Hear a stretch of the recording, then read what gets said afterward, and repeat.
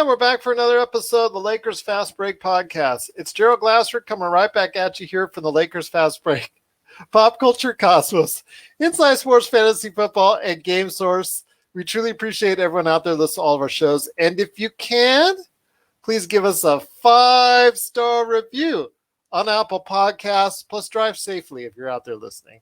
Plus, if you can go ahead and like, share, subscribe, follow, or do anything that you can to support us right here at the Lakers Fast Break, it is sincerely appreciated. Well, guys, we're going to talk about that stuff with Dennis Schroeder and the Olympic team and some more stuff going on. In fact, we might actually have an NBA Finals preview in store for you for the Monday show, because right now, Milwaukee has taken a big lead in the second quarter over Atlanta in pivotal game 5. So we'll see what happens there. We'll continually update you throughout the show. Phoenix and Chris Paul, strong second half for him. And the Clippers, they look like they were just so tired and they ran out of gas and they fell, and their season is over, and the Phoenix Suns move on into the NBA Finals. But we'll talk about that in a sec. We'll talk about a new addition to the coaching staff, and if we think it's going to work, we're going to talk about Ben Simmons and Damian Lillard and see if they might be able to find their way to Los Angeles, to the Lakers. And we'll talk about Jamie Sweet's latest What If article on his 5 Things column. That has created a lot of controversy at Lakerholics.com as well. But first, guys, it is the NBA playoffs. And right now, as we speak, like I said, it is pivotal game 5, and Milwaukee is up 14 in the second quarter as we're talking about this. But we will first turn to the Phoenix Suns. And here with me today are actually right now 3 great guests indeed. Who knows who will be driving up here in a second, but 3 great guests indeed. First off, the man who started here first and got here first is the mastermind behind Lakerholics.com. It is Laker Tom. I know you said you were a supporter of the Phoenix Suns in this occasion because you cannot support the fellow Los Angeles team, Los Angeles Clippers. They are now out. Poor Ivica Zubac. He's gotten roasted over the coals by everyone right and left, saying the team was better off without him, blah, blah, blah, blah, blah. But I want to hear your thoughts now that Chris Paul has finally made it to his vaunted first finals after so many years. Well, you have to love what Chris Paul has done. This is a guy who's a pass-first point guard. He's not the guy who's going to go into a game and say, I'm going to take the shots and work for his position and so forth. Well, he did in the second half this time. When he did it. I mean, this was the best game of his career. 41 points, 19 points in the fourth quarter. And he took that game over from the point where the Clippers had cut the lead from 10 down to 7. Chris came into the game at that point in time, walked into a 3-point shot, and then just continued to shoot after that. And everybody was just getting out of the way, getting the ball to Chris. And he was putting in threes, his typical signature fallback jumpers for 2 points. He just totally dominated that game, and there was absolutely no chance that the Clippers had to come back at that point in time. So give Chris Paul all of the credit. Terrific game by him. Single-handedly outscored the Clippers from that point where they were 7 down through the rest of the game. I think 27-19, if I recall correctly. So a guy who's been maligned many times for coming up with injuries and not being able to finish in situations to get him to a championship game. He's going to go to his very first NBA Finals with the Clippers. I will remind you, Gerald, that I was one of those people who said the Lakers should go after this guy last summer. And, man, he sure proved that there's a lot of gas left in that tank.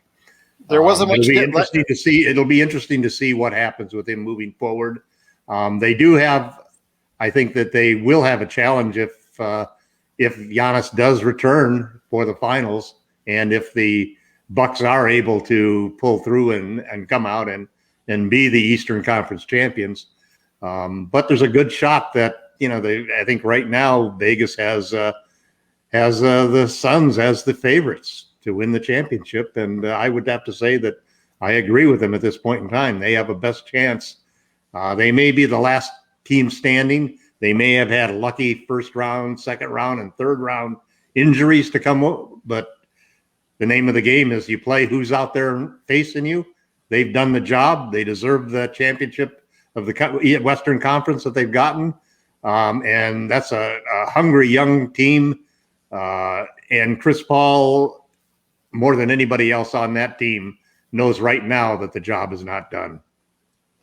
Well, to me, it's a combination of, like you said, when he came in, Chris Paul just knowing what he needed to do and actually just stepping on the throat of the Clippers. But it's also, to me, an issue where the Clippers playing, 17 games in 34 days, really just they ran out of gas. And you could tell they looked tired, they looked gassed, they just couldn't keep up. But here today also as well to talk about that and so much more is a good man indeed. You got to catch his medium.com/basketball-university.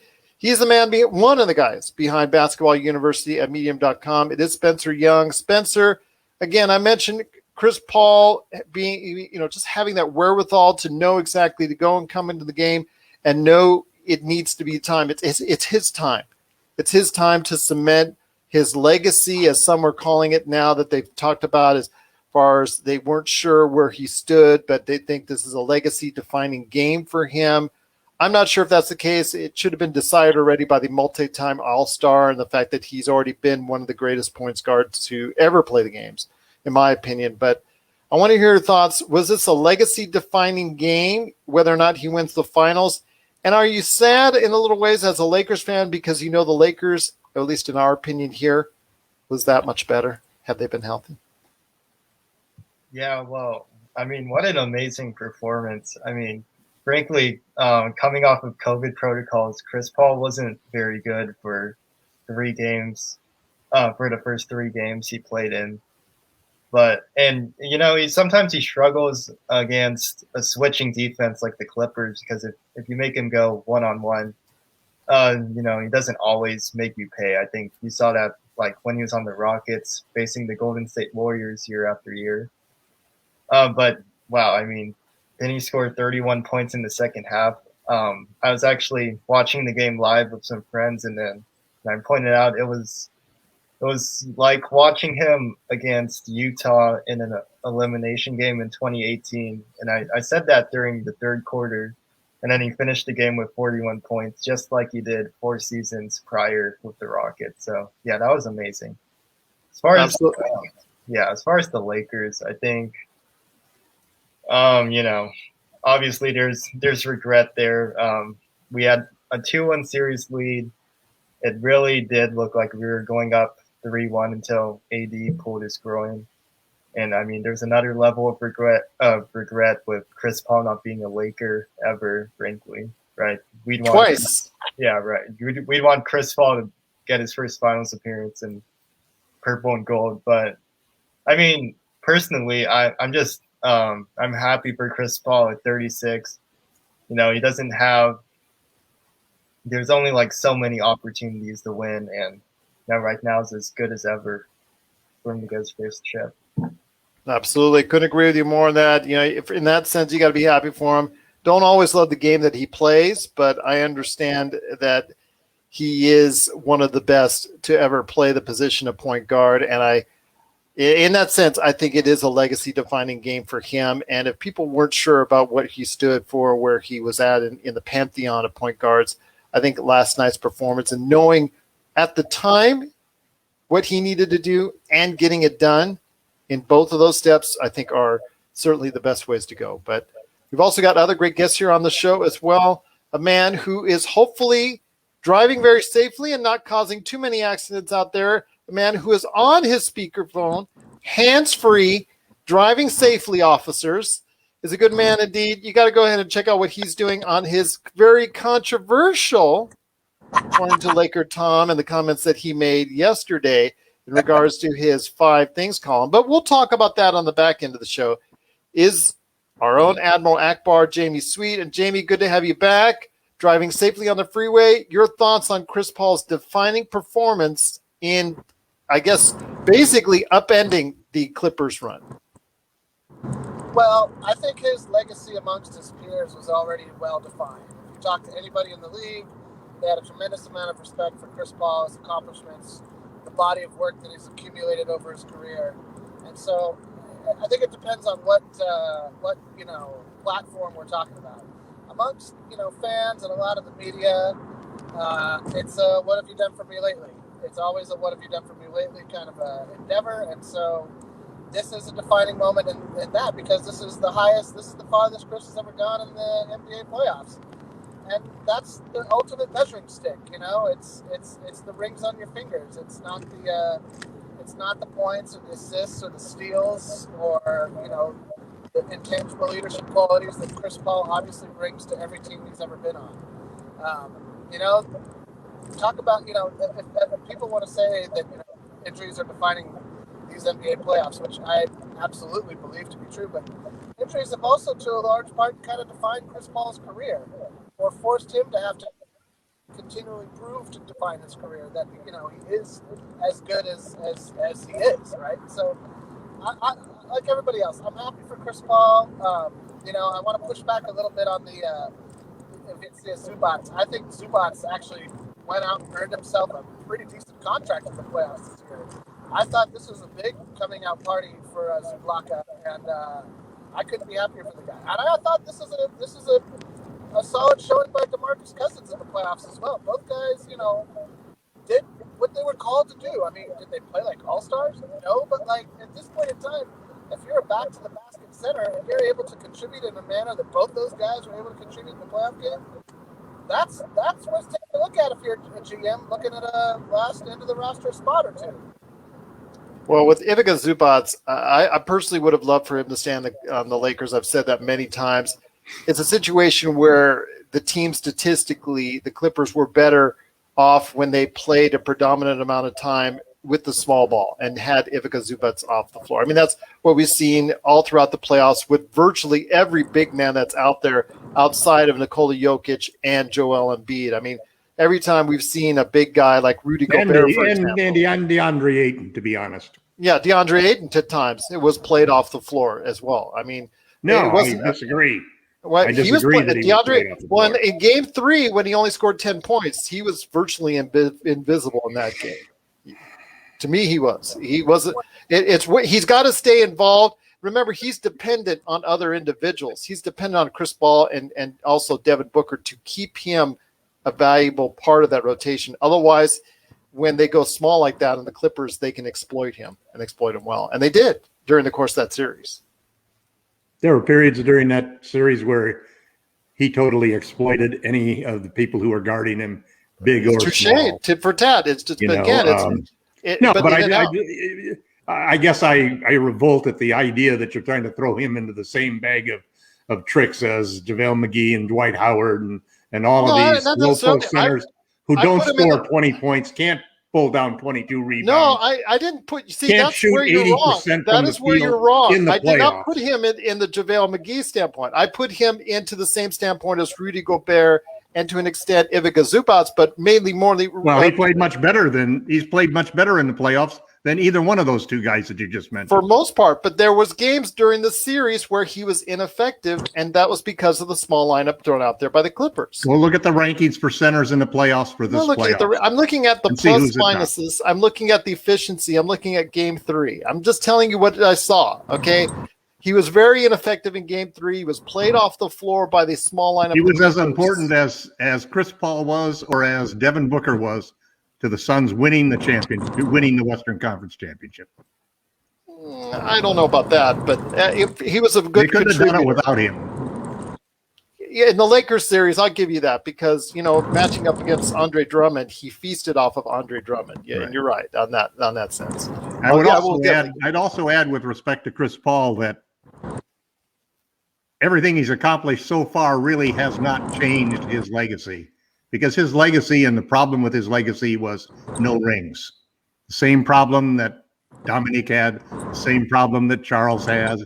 And there is a difference. There's a difference between doing what you have to do, being the best player that you can be, and winning championships. Chris needs to win a championship to move into that next tier. If he doesn't win that championship, he's taken another leg up the ladder but he's still got a long way to go before he gets recognized among the point guards who have won those championships. The But Magic, he doesn't have much more time. the Isaiah Thomases, and all of those guys. Well, I was going to hit it over to you, Jamie, for a rebuttal on that. Jamie? But Jamie is still driving on the freeway right now. But Jamie, can you share us any quick thoughts safely, I might add? Oh yeah, no, I'm sorry. Listen, I think I agree. I basically agree with what Tom said in terms of Chris Paul's legacy. I mean, again, amongst players, peers of the game, there was never a question about Chris Paul's greatness. It was the media-driven narrative is like, well, you're not a winner until you win it all. Which Well, you're not a winner until you do win. Well, but it's pretty simple. It takes you to a different level in terms of now you have things over players like Chuck, but we're not. I mean, are we really arguing that Charles Barkley isn't a winner or a great player? That's ludicrous. Like, I mean, come on. Like, this narrative of like you're not. Chris Paul's going into the Hall of Fame. Like, yes. A lot of guys who didn't win championships who went in the Hall of Fame. That's a big accomplishment. He's already a great player. But what's the biggest accomplishment? What stands out above all of the other accomplishments? I mean, for a lot of people, winning a championship. Rings on the fingers, man. That's one metric, yes. That's the metric. It's one metric. It's the biggest metric that's measured by any of these people. I'll go with Tom on that one. It's all about what rings, what kind of jewelry, what kind of hardware do you have? But I think it's more important for franchises than players. Well, that's why Charles Barkley is now considered a Michael Jordan and LeBron James by many people, even though he was truly one of the most revolutionary players of his time. Simple as that. But again, that's a debate for another day. We can debate Chris Paul, but he is going to his first NBA Finals as a heavy favorite for the Phoenix Suns. We're still here for you at the Lakers Fast Break.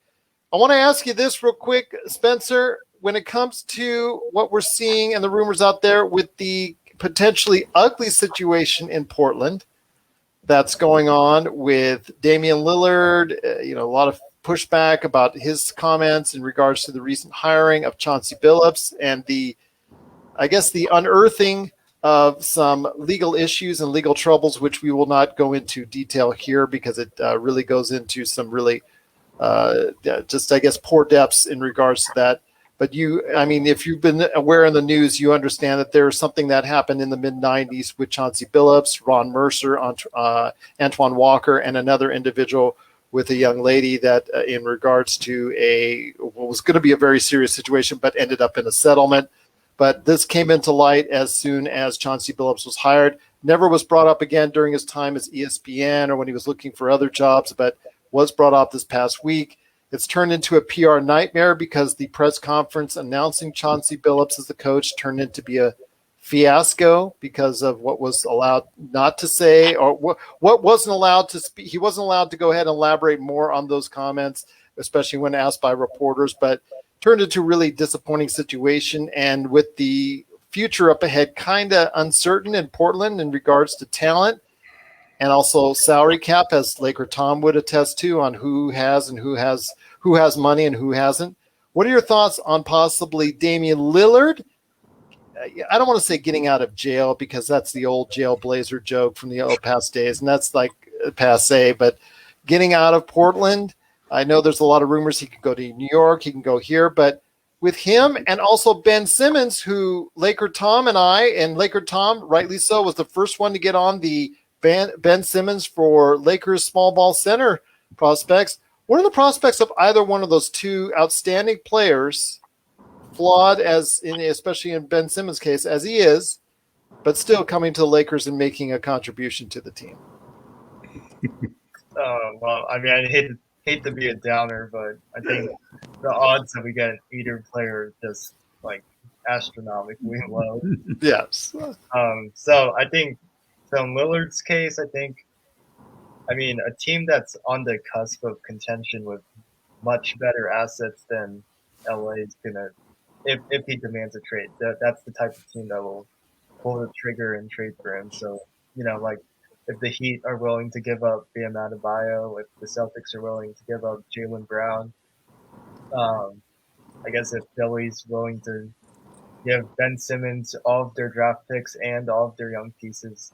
I think Toronto, I heard, is for Pascal Siakam for Lillard. That's been talked about, along with draft picks and other things. So, yeah. So, and then you compare that to LA, and we're going to dump Kuzma, KCP, and a maxed out team. Caruso. Yeah. So Schroeder. Not happening unless, he says he wants to go to LA and he only wants to go to the Lakers and he's going to cause havoc anywhere else. As far as Ben Simmons, I also just don't see it happening because, Daryl Morey runs the front office. He's all about boosting his odds of winning a championship in one season, and there's no pieces on the Lakers that they're going to trade for Ben Simmons that are going to raise his team's championship odds. I agree with you on that. As Jamie Sweet is still trying to continually drive safe on the freeways. We just don't know whether it's a crash or with a phone moving or what. Yeah, when we see that the phone goes out, we're just like, oh, we may have a live podcast of an accident coming up. Yes, exactly. That's for people. We should all do this mobile next time, don't you think? All four of us in cars. Well, I have done mobile podcasts before. I have done podcasts while I've been driving on the I-15 and also in Los Angeles, Orange County when I was on the 91. So I saw Steve Nash on a podcast once in his car. Yes, that's the closest I've come to Jamie's feet today. Yes, so he's trying. He's a little bit of lack of control with the. Do you have one of those phone things that you have a magnet on your dashboard? I have one of those. I'm sorry. Got to put it into the Bluetooth. I mean, I feel like we're on the floor here with the camera. That's okay. That's okay. There you go. Right on cue. Right onto the camera. Yes, right on cue. Right on cue. You kind of are. It's whenever my car hits a bump. Oh, that's scary. That's scary. Or hits like another car, but we won't. Or a pedestrian. Yes, or a pedestrian. Watch out on the roads. Watch out on Southern California roads right now. He's a terror out on the streets. Yeah. Make sure to vote, get vaccinated, and be safe and put on your seatbelt. Yes, all of the above. But Laker Tom, I know it's a pipe dream. Obviously, there are other targets we need to hit instead. But when we talk about Ben Simmons, like you did, and rightly so, would be a great small ball center despite his flaws. And, obviously, he'd be another Anthony Davis for us. Yes. And Damian, who doesn't want to play the best position that is available to him. Well, at least Anthony Davis can hit free throws. But, we were talking about, and we'll want to shoot in the fourth quarter, but that needs to go and change right there for you. But when it comes to Damian Lillard, I think that's the one that would really help the Lakers at this point in time. But he's only, I think, 3 years left on his contract. Yeah, I think the biggest function that Ben Simmons and Damian Lillard, and I'll throw in Zach LaVine, Bradley Beal. The best thing that those guys can do is to use up some of the cap space on these teams that are competing for the Lakers for that second tier group of people, whether it's CJ or whether it's Chris Paul, even possibly, or there's a whole bunch of Kyle Lowry's. There's a bunch of guys in the next tier that I want to see the big money teams that have a lot of picks and so forth use those picks so that there's an opportunity that the musical chairs may benefit the Lakers and they get a shot at a Rozier or at a player of that capability. Well, let me run this by you, Tom, and let me run it by you, Jamie, and I'll have you talking this first, Jamie, and I'll hit you up, Spencer, and I'll hit you up, Tom, with this first. There was a recent change in Utah with the head of the main guy in charge of player personnel, Dennis Lindsey, exiting, I guess, over continual problems between him and the coach, Quinn Snyder, and I guess when it came down to it, either him or him, it became Dennis Snyder hitting the road on that. Jamie, I'm going to hit you up first on this.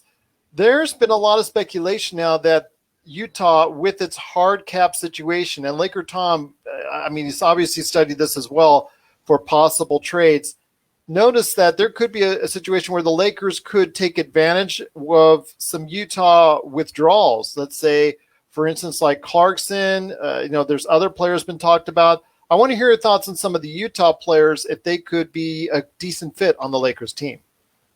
Oh, without a doubt. I think Jordan Clarkson would be a great fit. Obviously, Spider Mitchell or any number of guys. Joe Ingles, he's been talked about. Joe Ingles? All of those guys would be great fits on the Lakers. I have to agree with Spencer. I don't see a package the Lakers can assemble that would make a Dame or Ben Simmons trade feasible. I think both of them could cry havoc and let slip the dogs of war. Oh, thank you. My 3-year-old daughter agrees with me, so I must be doing something right. There you go. I just the 21st pick in the draft isn't moving anybody's needle. Kuzma's not moving anybody's needle. Sign and trade for Schroeder's not. None of this. Makes a GM sit up and go, well, now hold on a minute there. So those people should just. I think we just need to redirect our energies to things that are actually possible. Yeah. A Joe Ingles is possible. A Jordan Clarkson is possible. Terry Rozier might be possible. Norman Powell, certainly possible. Devontae Graham, possible. Like all those are the kind of targets the Lakers need to set their sights on. They need to stop talking about Andre Drummond and move on from that. Like yesterday. Somebody chasing you, Jamie? And no, I'm looking for. No, hey man, come on. What do you think? On the lookout. Yeah, I'm looking for one of those sacred spots. This is about as much fun as watching a Chevy Blazer go down the highway. Oh, that was a Ford Bronco. A Bronco, right? I'm gonna go down my cul-de-sac first, see if there's parking. But I'll tell you what, I agree with you. The Lakers need to make sure and temper their enthusiasm on which targets they should go after, not waste a whole bunch of energy on those high-end choices that they really probably don't have the assets for. The DJ choices, we call them. Don't hard cap yourself unless it's for a superstar. There's just no need. There's no need because whatever deal you think you can make now, there's going to be – wow, somebody is really unintelligent here. You're going to be able to make that deal most Watching a tennis match, doesn't it look like that? That deal is going to probably be available in the regular season for the same contracts. We won't have the draft pick to use. It's the 21st pick in the draft. It's not. It's nothing. It's 6 picks better than a second rounder. 7 picks better than a second round. I mean, that's not a thing. That's not a valuable commodity. You're not getting a player that's changing your franchise's fortunes with the 21st pick in the draft. But you're getting a pick that could be assembled with other valuable assets in order to bring back a player who would be a valuable starter. That hasn't happened. No, you're not. I don't see it. I mean, again, if it's like Kuz for Hield, right, and it takes the 21st pick to get it done, awesome, great. Then you do that. But if you're hard capping yourself and dumping the pick for a guy who barely played. Kyle Lowry. Yeah, well, I mean, how old is Lowry? He's 33, and then he, like I said, he still, I think, has. That's what you said last year about Chris Paul, 35. Yeah. Well, Spencer, let's get Spencer here involved in this. Spencer, I mean, like I said, I mentioned that there could be possibilities now from Utah, which was a 60-win team based on a whole bunch of teamwork, and their health. Mike Conley. Yeah, Mike Conley is another situation who wasn't very healthy, but he's going to be a free agent. That could be a possibility as well. The Lakers could target. I want to hear. Well, Jamie's already shaking his head no, but this is the guy who just did 5 horrible things for the Lakers. Yeah, well, we'll talk about that here in a second, real quick. But before we go to that, Spencer, I want to hear your thoughts on should the Lakers maybe start looking into targets such as that? Joe Ingles, a possibility. Jordan Clarkson to go ahead and really get you some offensive, firepower. Isn't great on the defensive end, but again, in a different scheme. In a Frank Vogel scheme, even just a little bit of improvement there could really make it worthwhile. Yeah, I think Joe Ingles, Royce O'Neal, Jordan Clarkson, those are all great targets. And, yeah, I think in a few years, Utah is going to be stuck because I mean, they're trapped. They're gonna pay Mike Conley a huge contract because they have no other choice. And I think they just have like an inherent problem with paying Gobert a massive contract because, you know, if you look around the West, he's not going to stop Nikola Jokic. He's not going to stop Anthony Davis. He's schemed out of games by small ball. So you're not winning a championship with him, and you're paying him, you know, near super max money. So, you know, if Utah's trapped, I think they'll start to sell some of their role players. I think that's a great target for LA because they have 3-and-D options like Ingles and Royce O'Neal, or you know, Jordan Clarkson, who's a great off the bench scorer. 47% Joe Ingles, I think, shot during the regular season from three. That would be amazing. Laker Tom would be in heaven if he could shoot anywhere near that during the regular season. And he does put up threes. Jordan Clarkson has not seen a shot he hasn't liked in over 5 years. So you know he's going to put up a lot for you, Tom. And he does have the range now that he did not have with the Lakers. So these could he's in a role that's perfect for him too, because he's got a green light right off of the time he comes off the bench. You know, I kind of differ from Spencer's feeling about Utah, and I think the main reason is the new ownership. The new ownership would not have given, in my opinion, Rudy Gobert that huge contract. And I think that it's an interesting thing because there's been rumors that Mitchell basically at some point in time is looking to get out of Utah. So I don't know. You know, the new ownership is a young guy. He's a tech guy, so he's really made some dramatic changes. They're talking about bringing the old Celtic guy in there, ex BYU point guard, Danny Ainge, to you know, and you can see at some point in time I could see Ainge actually becoming the general manager there. Although I think after the heart attacks, he's just looking for a way to keep his feet in the business and participate. And you know, having gone to BYU, he's a Mormon, so he's got some loyalty to the whole thing that they've got going in Utah. So I'm not so sure that I don't disagree that there are some excellent candidates that they have on their team. I mean, this is the, you know, they and the Clippers were the best 2 3-point shooting teams in the league. And not only just for this year, but in history. In the history of the league, this is the best 2 seasons that an NBA team has had shooting the threes.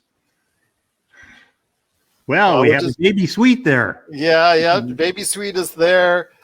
He's there. He's getting into the house now. So it's great to see that he made it safe to his location. And hopefully he'll be able to join us here in a second. Who's the best Laker? Who's your favorite Laker? I can't remember. She can't remember. A lot like all the other. Well, that's okay, Sydney. Your dad has the same problem. Oh, brutal. Very brutal indeed. But once again, it's the Lakers Fast Break. But before we head on out, guys, and before you plug what you're doing on your stuff at Lakerholics.com and also Basketball University on Medium.com, I wanted to go ahead and hit you up on an article that Jamie Sweet, the man who's walking his beautiful young daughter to right now, and he had a recent article on his 5 Things column. So I encourage everybody to take a look at it. It happens. It's like what Marvel's going to be doing with their upcoming show. What happens if? Although theirs is just what if. But what happens if? Where he mentions some scenarios, and there are actually like worst case scenarios in a lot of situations. When you take a look at it, I'll mention it briefly on the air that, again, you have to read the whole thing going on at 5 Things on Lakerholics.com. But to briefly mention and briefly go over, talks about none of the free agents agree to sign and trade. If that happens, if the Lakers can't stay healthy, what about the coaching situation?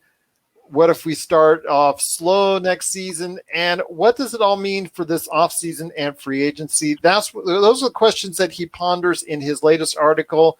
Tom, I know before I get to Spencer and before I get to Jamie with your rebuttal, because I'm sure there's going to be need for a lot of rebuttal, Laker Tom, I know you read the article and had some very vociferous comments on Lakerholics.com. So I want to hear your thoughts. Okay, you have a chance to go ahead and let it simmer now that you already commented. I basically told Jamie that I said, you know, I hope you can balance this off with your 5 great things about the Lakers next season. And I'm sure that he's working on that right now.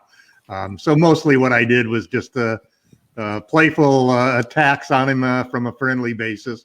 Jamie and I have been friends for a long time.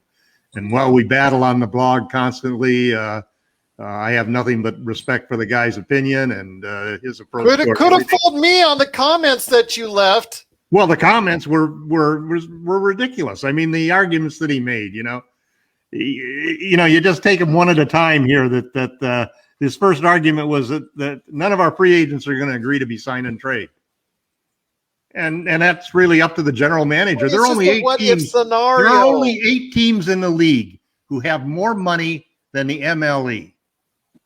That means 8 teams, and none of them, except for possibly if you stretch it, the Raptors, have a chance of being a competitive team next year. So that means that there's going to be a lot of situations where a player is looking for more than $10 million, guy like Dennis Schroeder, guy like Montrezl Harrell, and that means they're going to want to go to one of those teams that doesn't have cap space to sign them. That means that they have to get a sign and trade. So there's a very good chance that the Lakers can go out and do that. Secondly, Jamie acts as if all of the injuries that happened this year, most of which can be attributed to short off season and a short compressed season, and all of the wear and tear that puts on the players and the increased risk of suffering an injury because of fatigue. Well, this is an unusual year. And if you even look at the law of averages, the chances are the Lakers ended in the first round. We're going to have extra time off.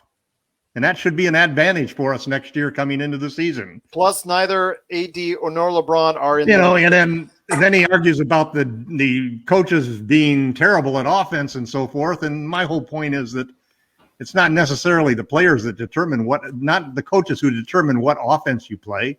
It's the players that you happen to have. And when you don't have guys who are volume 3-point shooters, there's not a hell of a lot you can do by telling guys like KCP and Caruso to shoot more because they aren't shooters. They aren't going to take those shots. You need to change the lineup if you want to change the type of flow that we have. And then getting off to a slow start.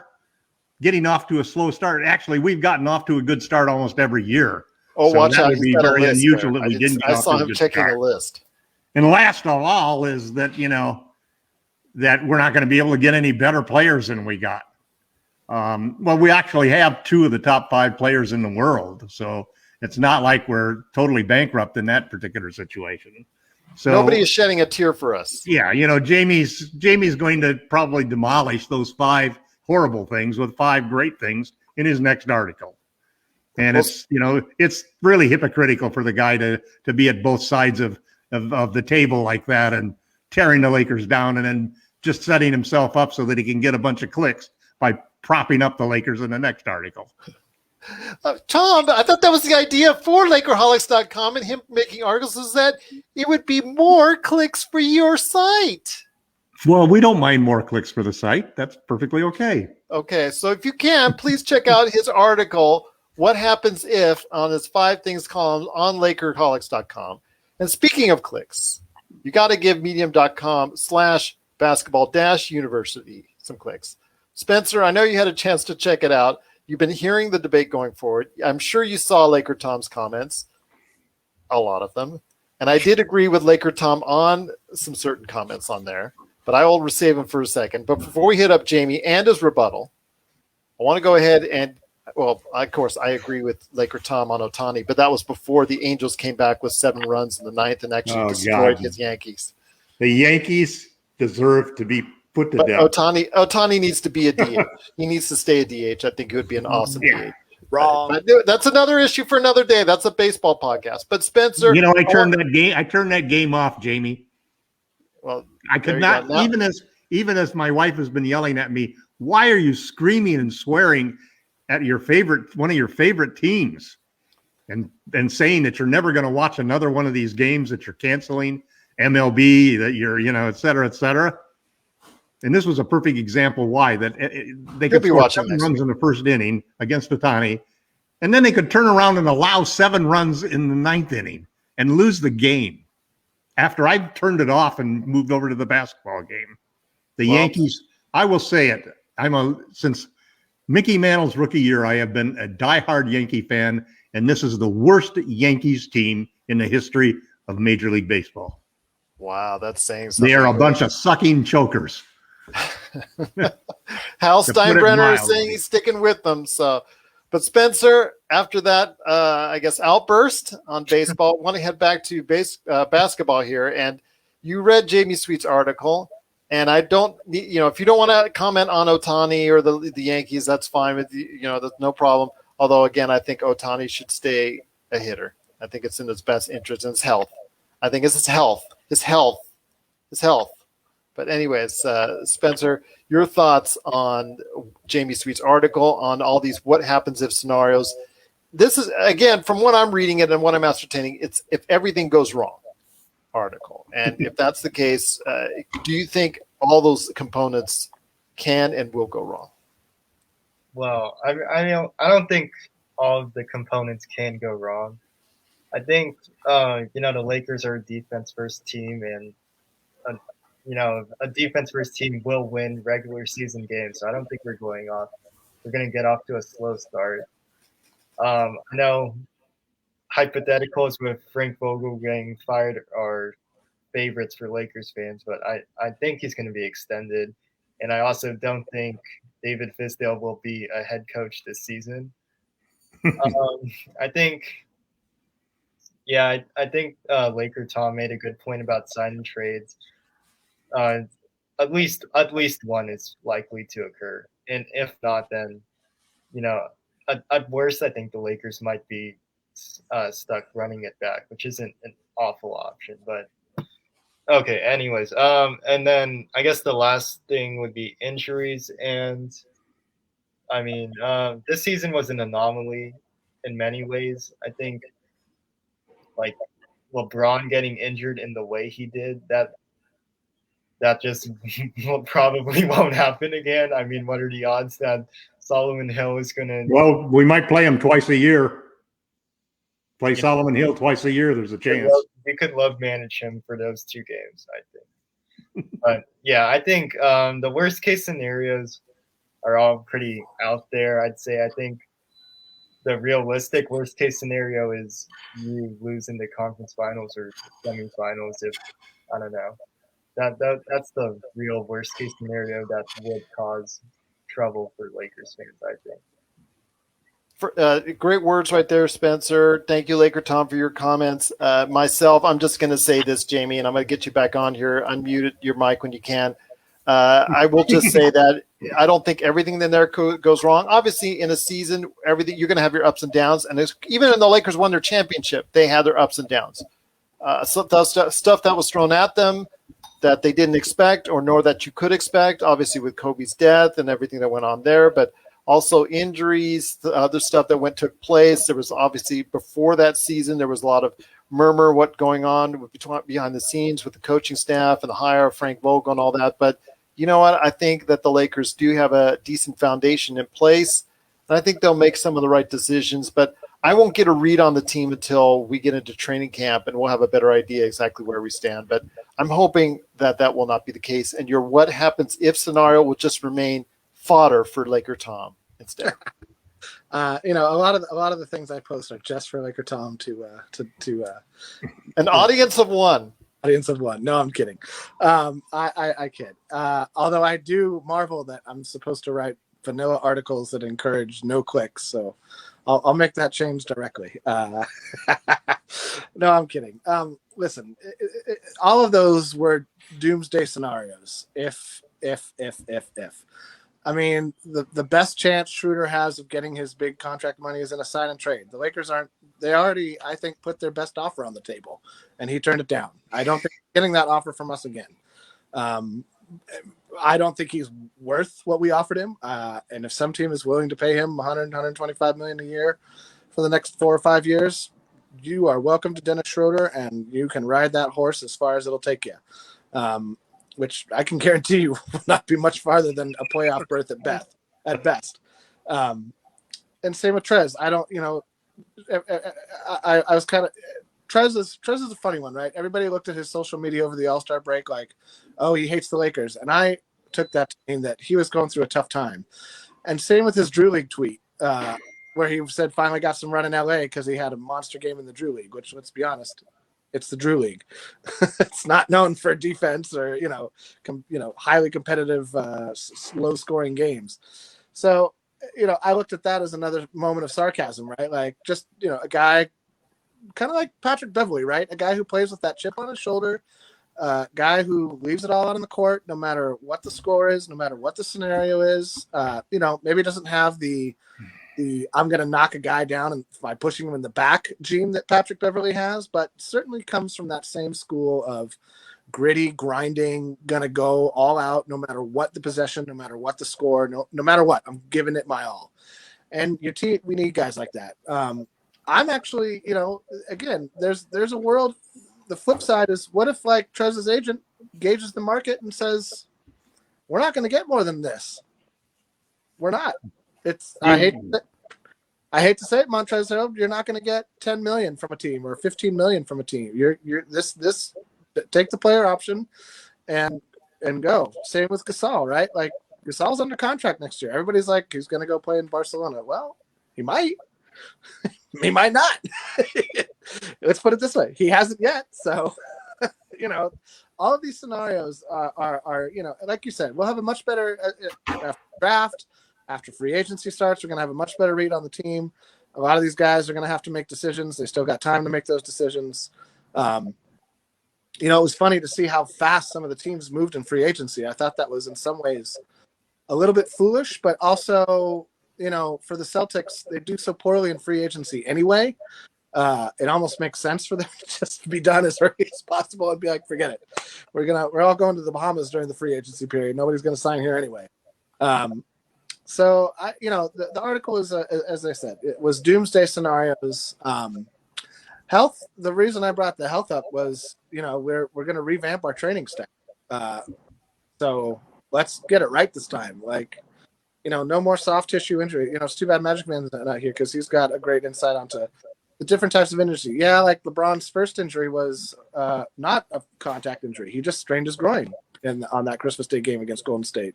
That just happened. Same with AD. He went up, and then his calf and his season was never the same. So, I disagree that health is that all of this was just like freak or wear and tear. That's the thing with sports injuries is that you don't you go out like Sean Livingston, like he went up to lay the ball up and his knee exploded. Like you can't play like James Harden did, where he didn't make any effort other than just to pass the ball. No, because he didn't want to pull that hammy again. Right. That's that. So he would not make any moves that required a quick start. No, same with AD and his groin in the playoff. Yeah, but it wasn't enough with AD. You could tell right away that he had made a mistake even trying to play on it, even warming up maybe. Like those were all terrible, terrible mistakes in my opinion. So the Lakers have to be smart with these last couple of years of LeBron.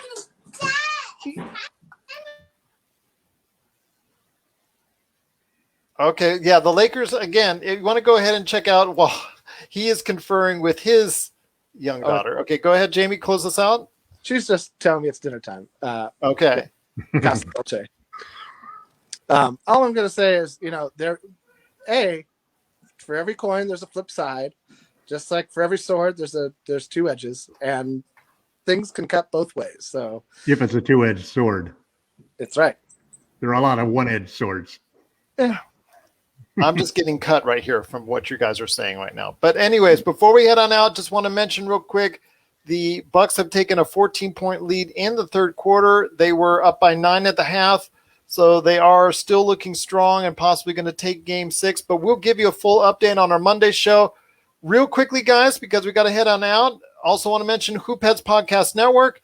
Mention Spencer's work, his tremendous work at medium.com/basketball-university. All the great articles there. But guys, while you pitch your stuff, please let us know as well. David Fizdale got added to the staff this week. Is it a benefit or not? We can talk more about this on Monday. I'm not sure if I want to because I'm not a big Fizdale fan.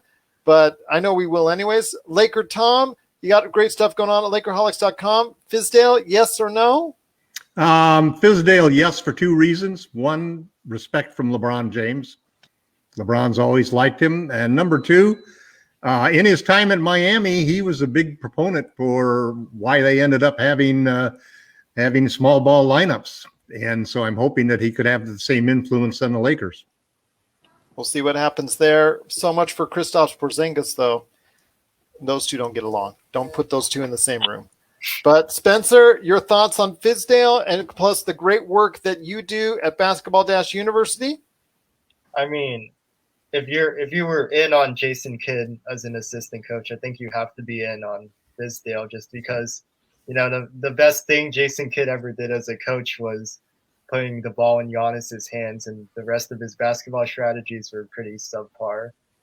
And, Fizdale played 5 out in Miami. He's the one who made Marc Gasol start shooting threes. So I think if you like floor spacing, you should like Fizdale. And yeah, on Basketball University, we have NBA Finals predictions. We have some opinions pieces on if injuries are ruining the playoffs or not. So we have opinions on both sides. And yeah, I'll be coming out with an article on Chris Paul after he just scored 41 points.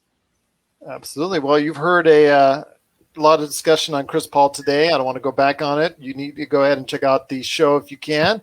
But Jamie Sweet, again. You know that Chris Paul has played, well, it may not be right, but he may be close to playing more years than Spencer's been alive. It's very close. I don't think he's 19 yet. I don't think he's 19 years in the league yet. LeBron is getting up there. LeBron may have been doing it. Yeah. But anyway. You just have to realize that because I noticed there were a couple of references you guys made that were definitely before Spencer was born. And, and we need to be careful about that just to be fair. Yeah, to be fair, yes, coming from the guy who, we won't go there. I can mention things that both of you just left me low-hanging fruit. I can mention things that both of you were not born for, too. I'm not that far behind you, but we won't go there. Yes. But, Jamie, I know you do, again, a lot of things at 5 Things on Lakerholics.com. Fizdale, yes or no? Again, sorry, no Kristaps Porzingis in our future, I guess. No, please no. Please no. Please no. Why? I thought that would be a great pickup for the Lakers if they get him on the cheap. I think it would be. For the vet minimum, I'll take Porzingis. Well, no, I mean for his contract for maybe a second rounder or something as far as a cheap trade is concerned. But then again, you can't do that now because he can't stand Fizdale. That's the reason why he left New York. Let's just say this. I think it's going to open up the floor for Marc Gasol as a Laker more than it's going to open up the floor for Kristaps Porzingis. At least Mark plays defense. Listen, I think that Fizdale, we're talking about... Does he now? Does he still? He does. Look at his defensive rating when we played. That's not terrible. We're talking about an assistant coach. We're talking about the guy that if the Lakers start off Mike Brown style, 0-12 or whatever it was that one season with Kobe, Powell, Dwight, and Steve Nash, where we were like 0-14. I forget what it was, but it was terrible. I don't think we won a preseason game either, so it was an even longer losing streak if you count preseason. I think he was 0-4 in the regular season, and that's what happened. I think it was more than that. I think they let him go for a while. It felt like forever. It felt like 2 seasons worth of terrible basketball and one Mike Brown. That was such a bad.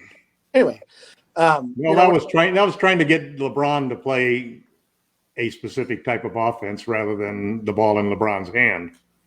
Well, I think that I think that he wanted to play Princeton offense. That's a utilitarian offense. Well, anyways, Fizdale, yes or no?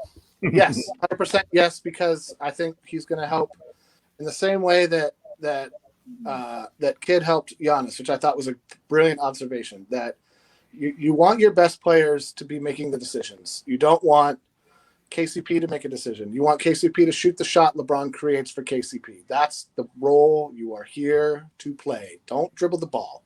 Don't pass the ball. Not unless it's like an alley-oop to a big man on the roll. Like, be smart. And he's a smart man's coach. So I think, we have a high IQ team. I think he's a great addition. Congrats to Jason Kidd.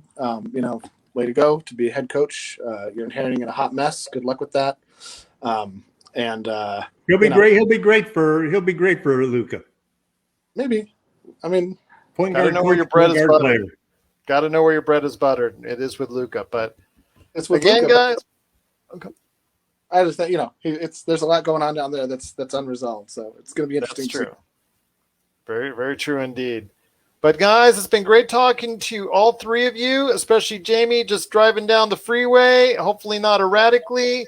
But you know what? It was great to have you here. One of our first mobile Laker fast breaks that we've ever had. Very interesting indeed. But if you have any questions for us, at LakerTom, medium.com/basketball-university, Jamie Sweet at Lakerholics.com, and of course me at Lakers Fast Break on Twitter and LakersFastBreak@yahoo.com. Make sure you go ahead and support our sponsors. Also, as well, the Hoop Heads Podcast Network with tremendous shows. In fact, they do have shows covering the NBA Finals along with us. We will be back on Monday, maybe possibly by that time, talking already the NBA Finals. We may have some NBA Finals predictions, plus we're going to be talking about LeBron, the Olympics.